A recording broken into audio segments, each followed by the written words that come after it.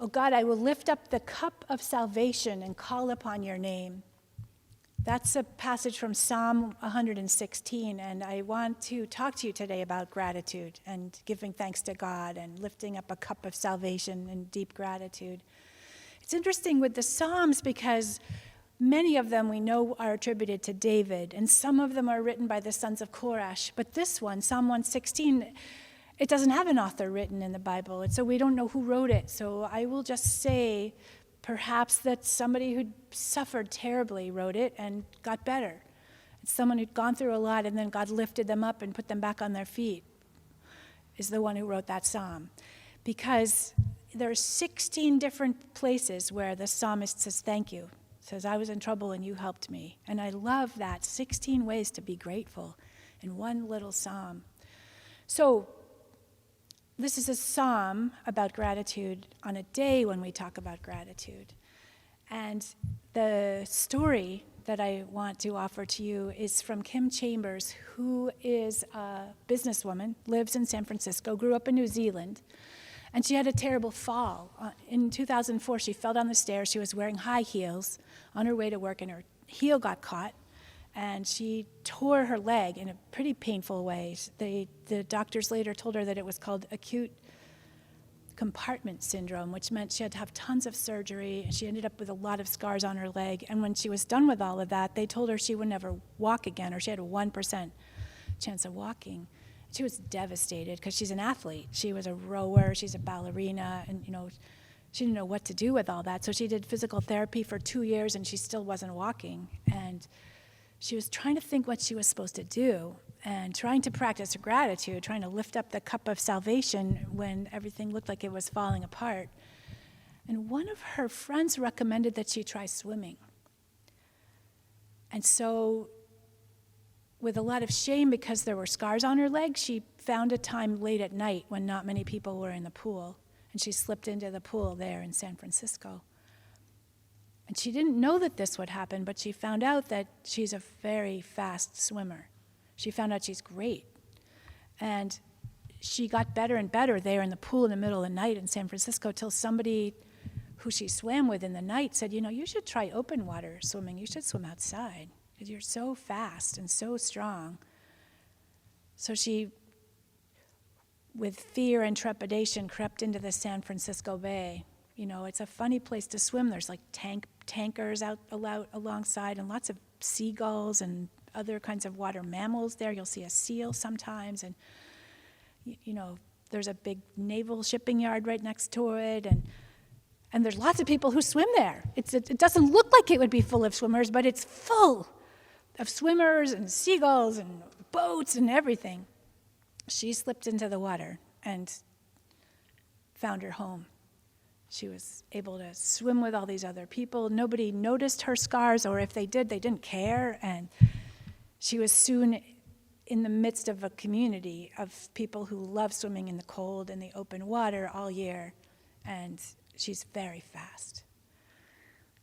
It's so interesting to me in the gospel story that we're reading all over the world this week, this Road to Emmaus story from Luke's gospel. It's Luke chapter 24, and it's this beautiful image of finding God on your sorry road and finding Christ in the journey of tears. And I love the way it starts because it's right after Easter, and the disciples, Cleopas and his companion, we don't know who she is, but we wonder because there's another Clopas in the Bible with a wife named Mary, so we wonder if maybe it's Cleopas and Mary, and they're journeying to Emmaus. It's a 6-mile journey, so it's about perhaps a 2-hour walk, maybe longer if you're not pushing it. And they meet this stranger, these two. They're not expecting to meet anybody. They're trying to get out of Jerusalem. They're trying to go home, and they're running away. But they meet a stranger who knows their stories and who listens to them. They get to walk together and then starts to tell them stories. And they say on your journey of sorrow, if you tell your story, it really helps. And if someone really listens to you, it helps even more. And they say, somehow when your burdens are so huge that you're bent over, if you can share them, it really it lightens them. And these two, walking on the road to Emmaus, they share with a stranger, and they find their burdens lightened. They find that he's telling them stories back that they never thought he would know. And they don't put it all quite together. We know the story so well, we love it. But they don't put it all together till they actually get to Emmaus, and they invite him to have supper, and he takes the bread and breaks it. And it's in that breaking of the bread, of course, with the backdrop of 2 hours of stories, right? That they know that it's Jesus risen from the dead. And they're so grateful. They're so moved to share that bread with him and be with him and to know that he's alive again. There's something quite powerful about a journey of sorrow where you somehow are able to focus on your gratitude again. You're able to lift up that cup of salvation, and you're able to meet God. You're able to be helped. You're able to discover you're not alone. There's something quite wonderful about that traveling time and that sorrow time. Like, it's almost like the sorrows are the portals to meeting God. I think that's what Clopas and his companion found, and I think that's what the psalmist found too when they wrote about lifting up the cup of gratitude, the cup of salvation, to give thanks to God. There's a comedian, Wendy Aarons. She writes children's books, and she lives in Texas. And she was there in Austin, Texas, in the library, working away and writing a book when there was an altercation at the front desk. You know, a mom with some kids got very angry at the librarians. And the mom had been asking for a special dispensation with the checkout rules. And the librarians had said they had to keep the rules, and the mom didn't like that. And she started screaming at the front desk. And she was, accusing the librarians of not being flexible, and her children were there with her. And then she finally, like in the loudest voice she could muster, she finally said, "I'm going to take my children and go to another library." And of course, the library was a quiet place there in Austin, Texas, and it sort of shook everybody up as the mom slammed out the front door of the library. And what Wendy Aarons did, because she's very good at this, of taking a sorry journey and finding a glimmer of humor in it, she said, "Does anyone know the phone number for that other library so we can call them and warn them?" Because they need to know. And I love it that she thought of that. It was in an article in the New York Times this morning. I love it that she thought of that, because sometimes we just need to lighten things up or shake them up, or when everyone's clouded down with sorrow, sometimes laughter also helps really so much if you can just change the energy in the scene. And I think she ended up being so pleased that everyone in the library was laughing at that moment instead of being so guilty and sad that the front desk had gotten yelled at. Our journeys, where we're on our way to figure out about our own wounds, or figure out about the conflicts or violence in the world, or run away from the things we're sad about, as the folks in Emmaus were doing. Those are the places, I think, where God meets us in the most tender ways, especially if we can lift up our cups of salvation and give thanks. And for Kim Chambers, the swimmer, she found then in the open water in the San Francisco Bay a bunch of friends who loved swimming in open water, and she then was able to travel with them to lots of other places to swim in the open water. She ended up, in fact, completing the Ocean's 7, which is this set of extreme distance swims. One is the English Channel, and one is the Strait of Gibraltar, and one is the Molokai Channel, and it goes on, these huge stretches, some of which are shark-infested and some of which are full of jellyfish. And she has the world record now for several of these swims because she's so fast and she's so fearless. And I know that she finished the last one full of stings from the jellyfish, and they had to tenderly take her out of the water and help her recover. And she loves it, where before she didn't even want anyone to see a scar on her leg. And now she's full of courage and not ashamed in the least to be full of marks from the fishes and the jellyfish and all of it. She's just so glad to lift up the cup of salvation and to give thanks. Gratitude changes everything, really. It changes our sorrows. It changes our humor. It changes our relationships with each other. And it absolutely changes our relationship with God, because it gives us the chance to hear from God where the horn of salvation is right there for us. So I thought I would sing you a song that I've been working on. In conclusion, it's a Mohawk prayer. And I set it to Ed Sheeran's song Celestial. And then the translation of it is, I give you thanks, O God, you who made me, my maker, my creator, for what you give me. And it goes like this. Wat guanan huaratans takya tisan tanan china horan takya wis. Wat guanan huaratans takya tisan onan chisan horan takya wis. Thanks be to God. Amen.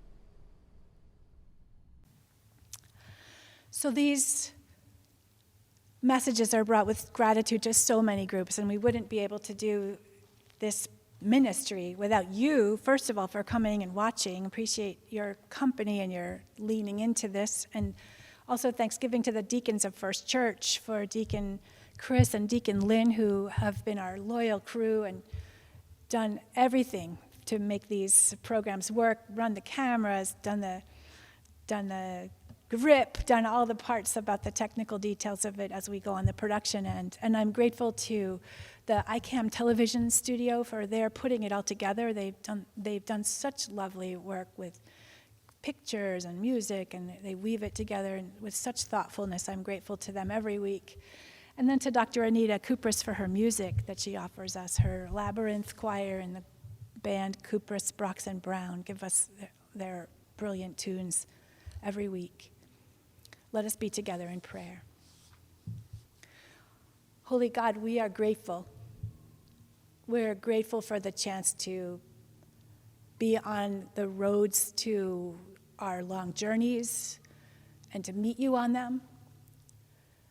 We're grateful that there is not a single road that goes in any direction that's too much for you to find us there and to give love to us in the middle of it all, and to give help to us in the middle of it all.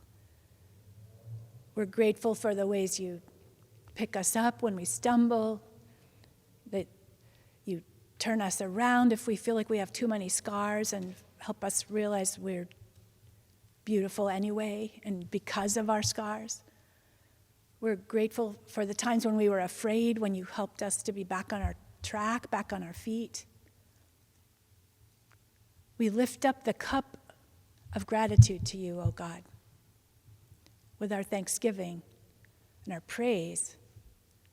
And we ask only that you help us remember how lucky we are and how glad we are for this breath and this life and these challenges which draw us to you. And now, Holy God, in the silence, we breathe in our gratefulness and we breathe out our love.